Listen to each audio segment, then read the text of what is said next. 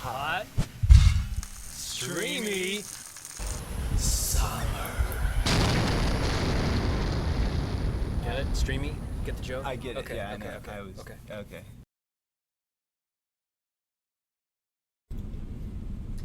Hey folks, Max here for Storytime with Max. First of all, I want to make sure that you can hear me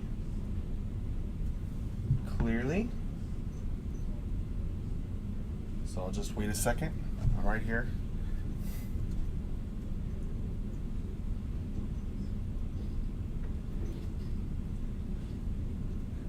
Okay, you can see my shoulder. Good.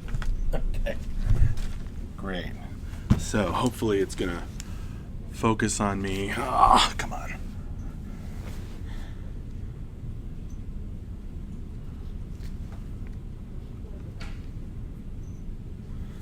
Okay. All right.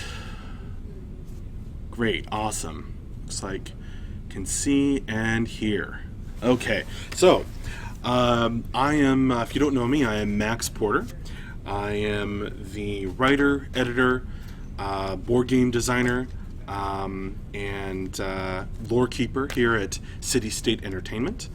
Today I'm going to read a bit more of the lore of Camelot Unchained for you folks. In this case, the Golem Becoming story.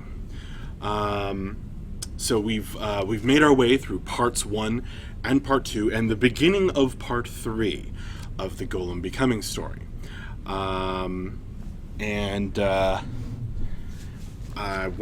We'll get through as much as we can of the Golem Becoming story. I'd like to finish it and on stream with you folks. I think that would be fun.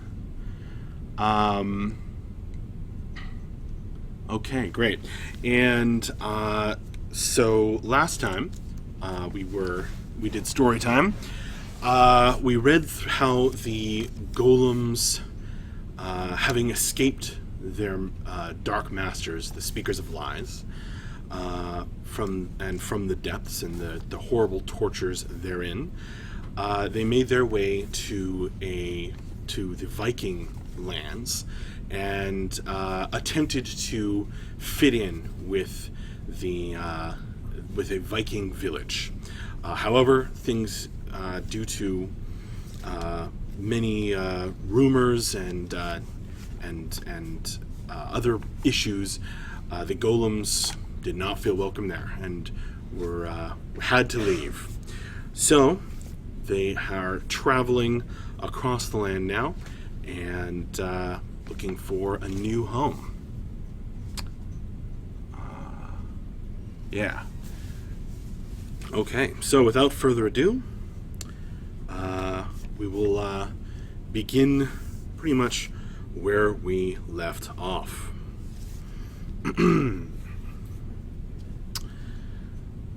Their great steps took them far, over hills and around mountains.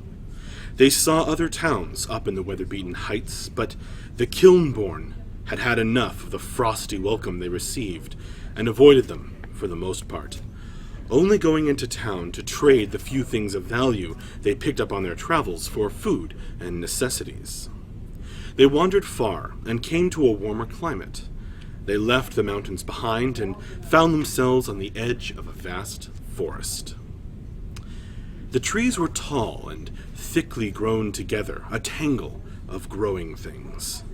It was warm here, and a wetness in the air seemed to breathe with life. The golems opened their eyes and looked on in wonder at the twisted trees rising high up and out of sight. Here and there, flowers poked through the foliage in bright blues and reds, poisonously bright. It was with wonderment and awe that the golems entered underneath the green-on-green canopy, a mysterious shadowed interior full of rustling and hidden creatures calling to each other. The smell of bark and wet leaves flooded the smoky senses of the golems. The forest seemed to resist them at first, but with their incredible strength, the Kilnborn pushed through, eager to find what manner of creatures lived here. The heat was intense, and the air was close and heavy. However, as the golems only sought to move forward and didn't set fire to the forest, it seemed to relax. The trees and vines loosened a little, and there were little deer tracks for the huge golems to follow, though they petered out and led away from the heart of the forest as often as they led deeper in. Without warning, the forest opened up into a meadow, a great green expanse bursting with life. It was like nothing the golems had seen before. They breathed the air and rejoiced. It felt like coming home, for they had been filled with life by the kiln of Ur, before that part of them had been sealed away by the speakers of lies. Dotted here and there across the green meadow, there were tall trees, massive oaks that appeared to bloom with purple flowers. As the smoking Kilnborn got closer, they saw that these were not flowers, but glowing points of magic energy. The enormous oak trees were surrounded by dwellings, clustered under their protective branches. The golems approached with caution, fascinated by the strange sights. A voice spoke from the grass, almost under Maharal's feet. "So you have come to the children of Danu, Fireheart. Welcome to the forest." Maharal looked down to see a Tuatha De Danann man lying with his hands behind his head in the tall grass. He had been invisible, hidden in the greenery until she was on top of him. Long, curling horns that swept back from his brow, and a wide smile that almost glowed with confidence. The eyes, however, were deep and hard, full of readiness. Maharal cleared her throat. "We have come to look for a new home. Perhaps we can help you build new things here, in your forest, under the great protector trees." The Tuatha man jumped up, his smile growing wider. "That is indeed what they are called. Perhaps you can be a part of our little settlement after all. But know this." For a moment he stared up into her clay face with a harsh glare. "A dark-cloaked stranger came before you. He told us tales of your blood-drinking and child-stealing. I make no judgment of whether these tales be true or not. But you will have to change your ways if you wish to live here. Nature is a harsh mistress at times, and you must learn to live your life to her rhythms and moods. I believe you speak the truth. Do not judge the Kilnborn on the rumors you have heard. We will do our utmost to learn your ways, and live with nature, as you call it." And so, the golems settled into the meadow in the deep forest. The folk looked at them strangely, but they were hardly the oddest thing in the woods of the Tuatha De Danann. They gathered logs from fallen trees and bent them, straining against the tall pillars of wood, weaving them into homes in the forest. The little settlement grew, and the great protectors grew massive and strong, spreading their magic branches high over the forest dwellers. Though the Tuatha allowed the golems to live in their forest, it seemed as though they were never quite comfortable. The fiery giants lived off by themselves in a corner of the meadow, and rarely mingled with their hosts. The oak grew and grew, its magic enhanced by the creatures living below it. Soon, the roots of the vast tree were digging into the earth, where the Tuatha made their homes. It was too mighty for them to work with, impossible to bend the tremendous roots to their wills. It took the strength and knowledge of the golems to work with the magic oak. The Tuatha shared some of their knowledge with the golems, though it was not always easy to make the voiceless hear the will of the forest. The Tuatha prince was soon sending the golems out to find more and more fallen logs to build up their forest castle. It was a proud structure, woven of mighty trees that had seen their last days, and held together with great craft. He ignored the whispers and rumors that spoke against them. The days of summer were long and golden, and the golems set to their work with a will, venturing deeper and deeper into the woods in search of the materials. They took naturally to this way of life, and they felt more and more in tune with the forest, though the Tuatha seemed to think otherwise. They constantly tried to make the golems understand how deep their connection went, as though the trees themselves could speak with the language of root and leaf. One day, there was a terrible accident. Several golems were working together under the direction of Maharal, but she grew weary and was forced to return to the meadow to rest. Without her knowledge to guide them, the golems worked and blew smoke in frustration, trying to extract a tremendous tree trunk that had died but had no room to fall, becoming stuck in between living trees. In the course of their lifting and pushing on the trees, none of them noticed that one of the vines wrapping around the huge tree trunk loosened its grip and snapped. By the time the log groaned and leaned heavily over under its own weight, it was too late. The other golems scrambled out of the way, but one was caught in a mess of tangled vines. He watched helplessly as the vast trunk came down, almost slowly, thunderously crushing him. His flame was out in an instant. It was the first death among the Kilnborn since their escape. They buried his clay under the roots of the Great Protector, while the Tuatha De Danann looked on inscrutably. The Voiceless mourned quietly, saying words that Maharal gave to them. They were more careful after that, but the Tuatha avoided the golems even more. They seemed suspicious, worried about something they would not say.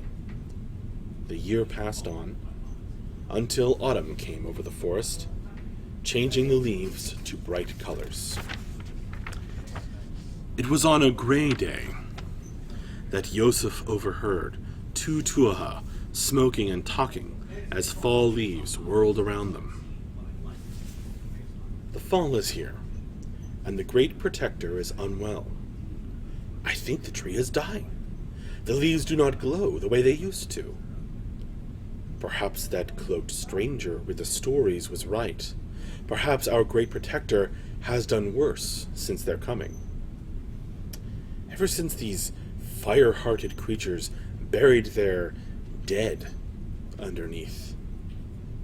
The word going round says they are some sort of dark creations of the speakers of lies. Someone told me these golems are always looking for a way to increase their life force. They want to be immortal like us. And why aren't they like us? That's what you have to ask yourself. Yes. Perhaps they are draining the Great Protector of its life to try and fuel their own? I don't want to condemn them wrongly, but it does make sense. That's the true danger. We can't risk their anger, for they are mighty. However, we cannot stand idly by if they are damaging the forest. That would be the greatest crime of all, the most evil act I can imagine. Let us hope the stories are untrue. Yosef ran to Maharal, who paused as she was weaving a great hut.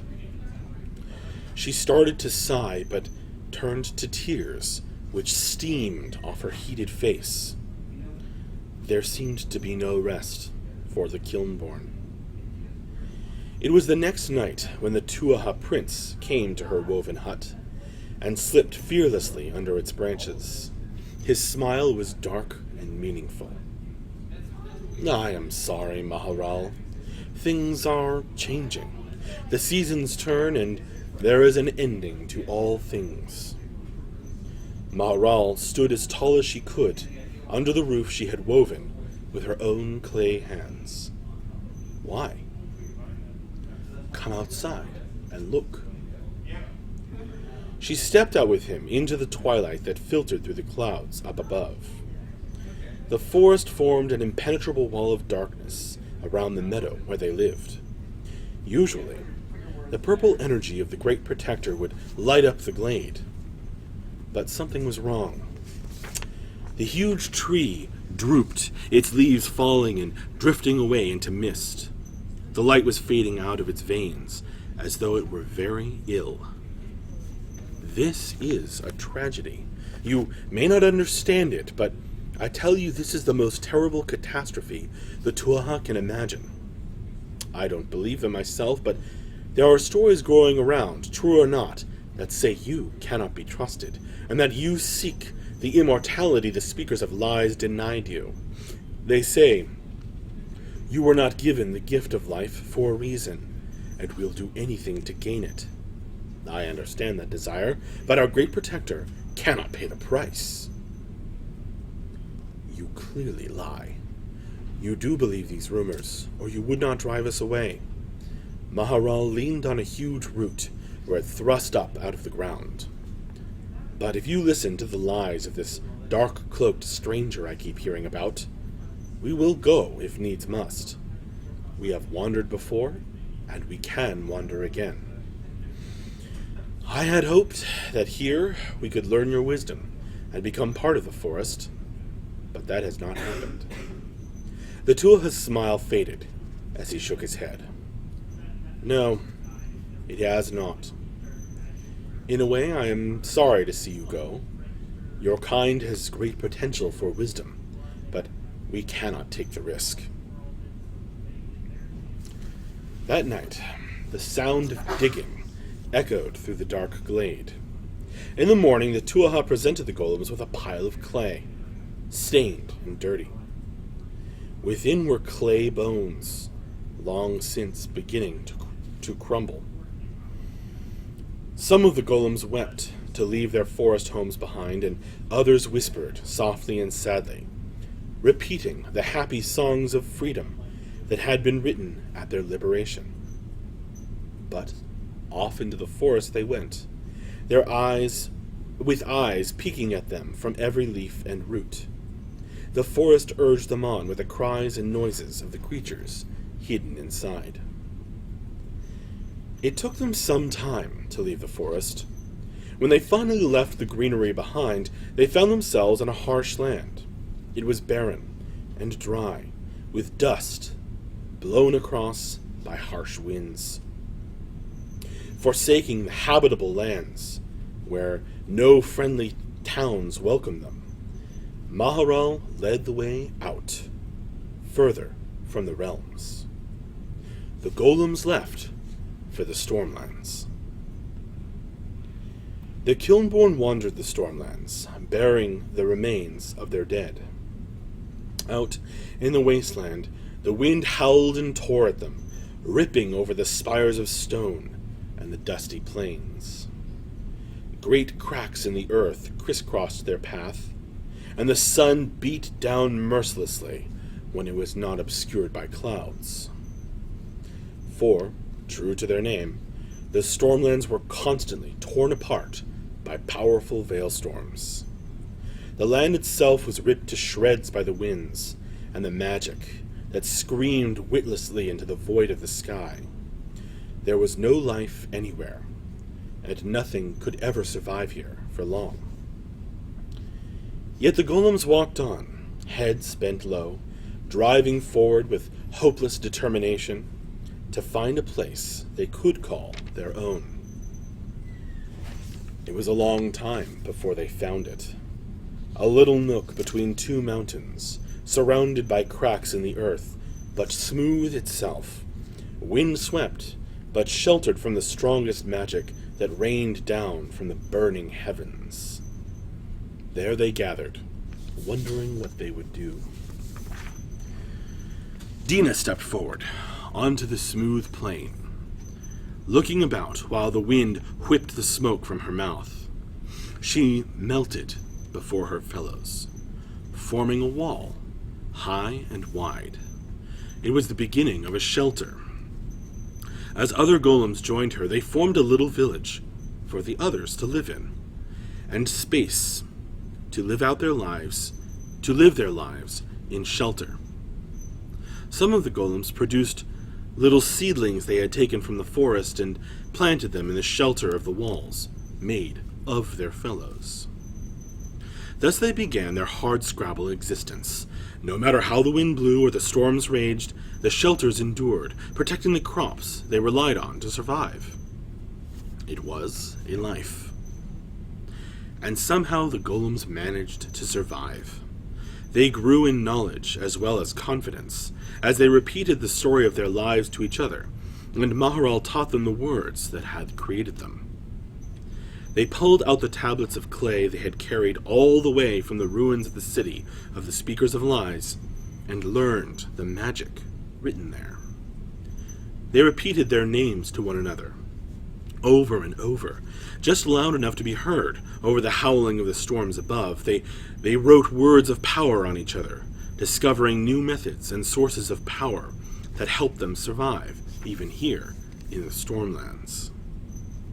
After some time, the golems realized that they had chosen well.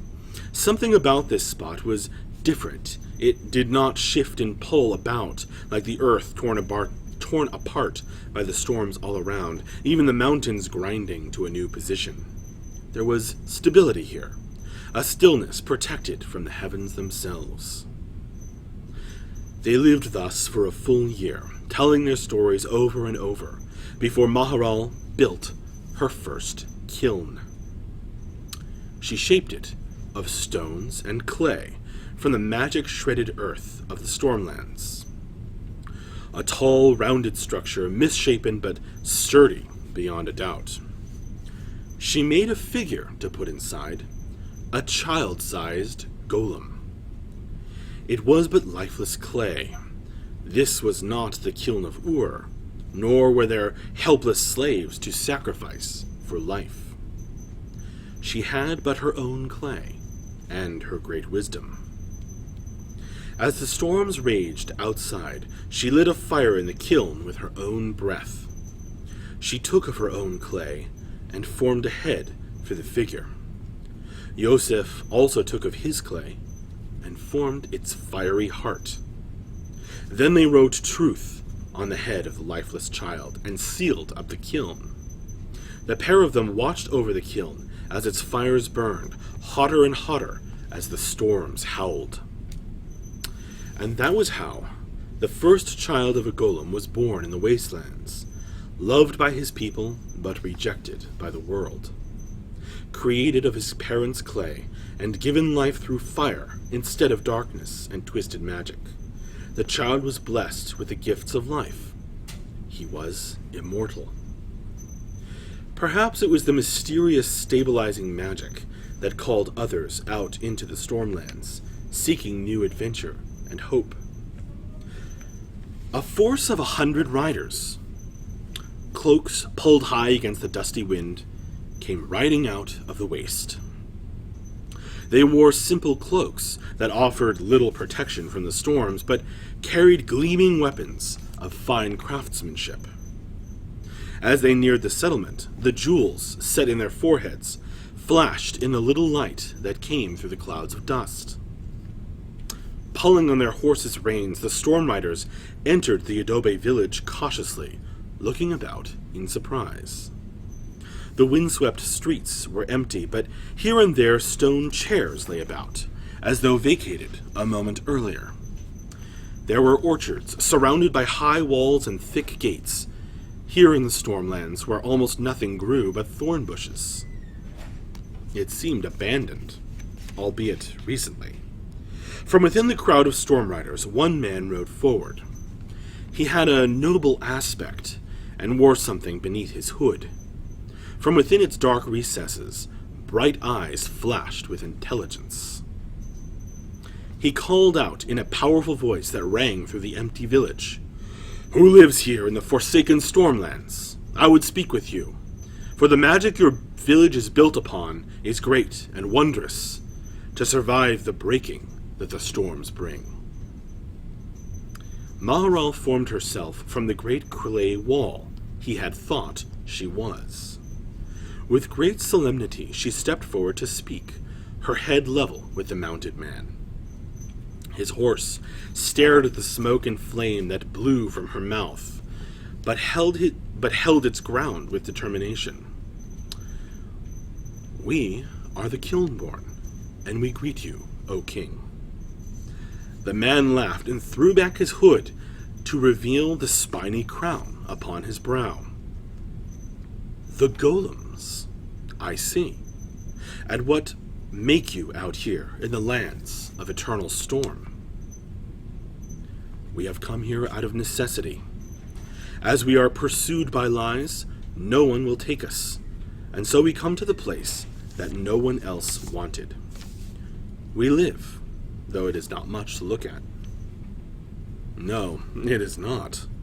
The man looked around.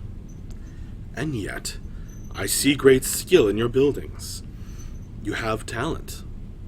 It is true what some say, or is it true what some say, that you must use blood in your creative work? That you steal children to steal their life and give it to yourselves?" Maharal stared into his eyes with her embers. "No, it is not true." The man nodded slowly. "I believe you." Before Maharal could respond, a crack of thunder shook the earth. This was not unusual. However, something was wrong. The sound came not from the angry heavens, but from below. As several other golems came out of hiding, another sound like the tearing of the world came from the great ravine, the crack in the earth that lay to one side of the village. A huge plume of mist blew out, full of green, glinting debris. Shadows moved within the cloud of mist, shifting figures that boiled up out of the ground. They were beings like men, but shrouded in billowing darkness. Maharal gasped. "It's the Speakers of Lies." Her old masters came up out of the ground in a rush of silence, a muffling deadness that spread over the earth in a rush and frightened the horses. In the midst of them, one figure stood tall, wrapped in a dark cloak. Though shrouded in illusions, something in his manner indicated a cruel amusement that was familiar to Maharal. It was the Overseer, reformed and disguised so he could spread lies about the golems among the realms. He gestured in elaborate greeting for the benefit of the Storm Riders and their leader. They surrounded the little village, and dark weapons flashed as a few Storm Riders were overwhelmed in an instant, pulled to the ground by nearly invisible foes before they could react. To arms! To arms! We are betrayed!" the king cried, drawing a sword that shone like the sun in the darkness. He wheeled his horse about and called his Storm Riders to him. He glared furiously at the golems, who stared back in disappointment. As quickly as the Storm Riders rallied to a defense, however, it was not enough. The shadowed figures came up from the earth in all directions, swinging their cruel weapons and piercing the heart of the Storm Rider defense. Laughter rippled through their serried ranks as deadly battle was joined. At this moment, the golems had to make a decision. They had a good chance to run, while their foes were distracted by battle. It would be easy to slip off into the stormlands they had learned to survive in, and disappear into the wind-blown dust, impossible to find or enslave again. But they made a different choice, a choice that would change their lives and their very identity forever. Instead, the golems came forward, surrounding the Storm Riders. In fluid motions, as though they had practiced the maneuver, they formed themselves into walls, then into battlements, the village dissolving around them as they built mightier and higher defenses out of themselves and pieces of masonry. The dark forces below paused for a moment in surprise, seeking a way in or a weak spot in the seamless battlements. There was little hesitation in the kingly commander. He knew the value of the reprieve the golems had given him. He called out orders for the Storm Riders to dismount and man the battlements with vigor. They leaped to the task, pulling out weapons and manning the new walls in a matter of moments. The battle began in earnest then. Arrows flew and magic crackled as the forces fought bitterly. Blood was spilled as the Storm Riders laid about them with mighty blows. The king himself cleaved through in the thick of the battle, cutting the shadows off with a sword that seemed forged from a shaft of sunlight. Blood was spilled, and horrific visions flashed before the Storm Riders' eyes, but still they fought on, using the defenses of the fortress with great skill and determination. Every speaker of lies that was struck collapsed into a pool of darkness that bubbled and boiled, seeping back into the parched ground where they had emerged. Their blades smoked away, shattered and blown by the winds by the winds of the storms that grew in intensity. The high walls turned the tide of battle, and the Storm Riders grew in confidence as they blasted apart the ranks of shadowy figures. The storm overhead paused, as though taking a breath. A shaft of sunlight stabbed down to reveal a battlefield littered with pools of shadow, swiftly melting back into the ground, and weapons, curved and sharp, gleaming dully where they had dropped. The cloaked illusion of the Overseer weakened and melted. His cruel sneer changed to fear as some power from below sucked him down, hopefully for good. A cheer went up, rolling over the storm-torn countryside. The Storm Riders shouted their victory to the skies. The king raised his blade and shook the dark blood from it. Well done, all! The walls shifted, and burning eyes appeared. Then they slowly melted, laying the Storm Riders back down on the ground with their horses. Maharal straightened, brushing the dust from her clay body. Again, we survive. She eyed them for a moment, wondering what would happen next. Thank you, great warriors. The king approached her and bowed. Thank you for your assistance. We would have been overwhelmed in an instant, but for your quick thinking and your magic defenses. Allow me to apologize from the bottom of my heart for calling out that you had betrayed us. I saw the way one of them greeted you, and I thought...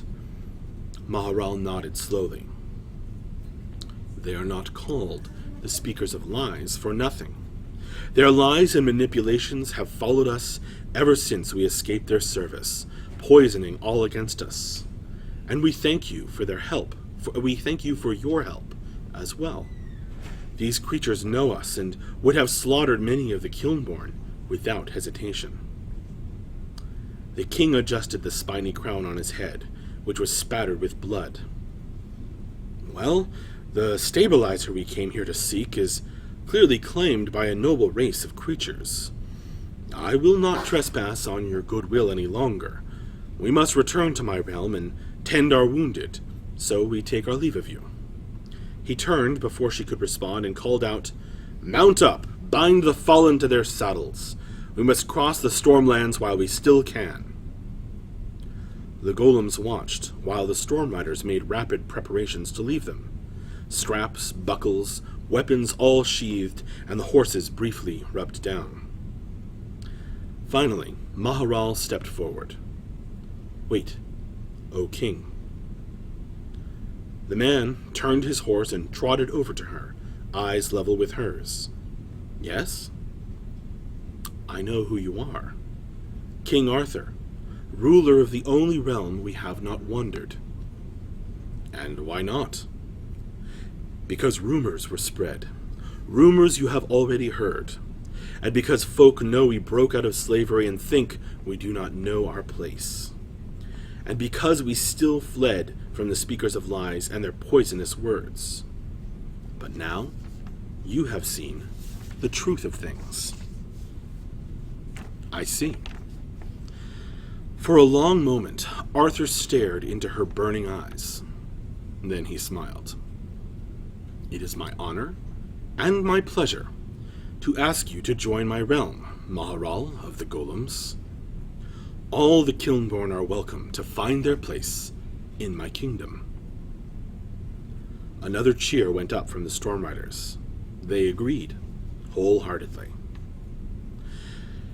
And so, the Kilnborn came to the rolling green hills, the lush plains, and the gentle mountains of Arthur's kingdom. When the golem finished, it was abruptly silent in the adobe house. The scratching of the historian's quill finished, and he leaned back on the piled pillows that lay around the table. It was a house of meditation for a moment.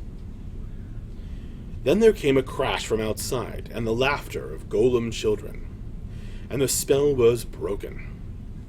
The historian heaved a sigh, and began clearing up his inkwell, blank books, quill, and trimming knife. An excellent story, and an exemplary recitation, Master Yosef.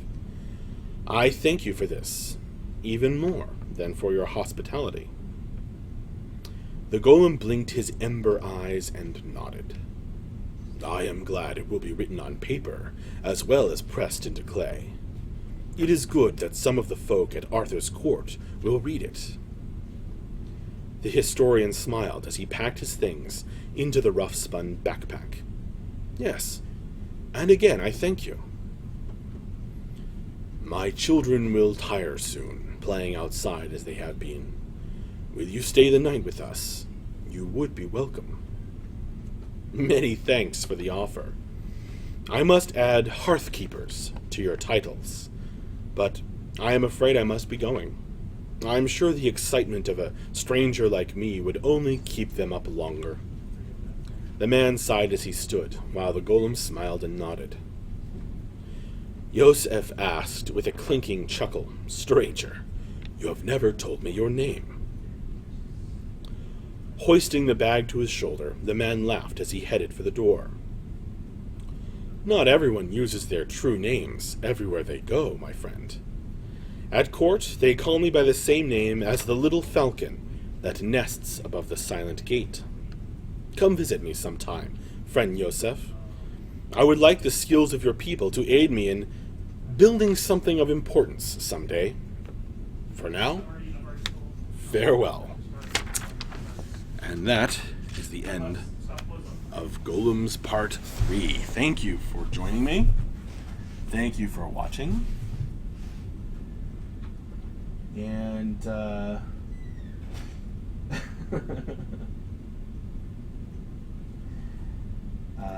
thanks for listening. Thanks for watching.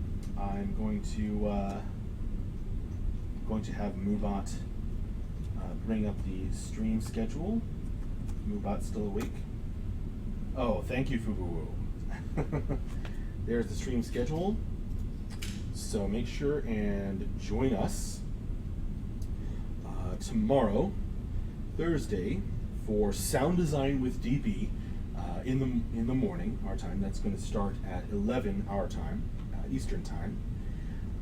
And again in the afternoon after lunch for Programming with JB, which is at 2:30 our time, Eastern time. So again, thank you very much, and I'll see you later. Bye for now.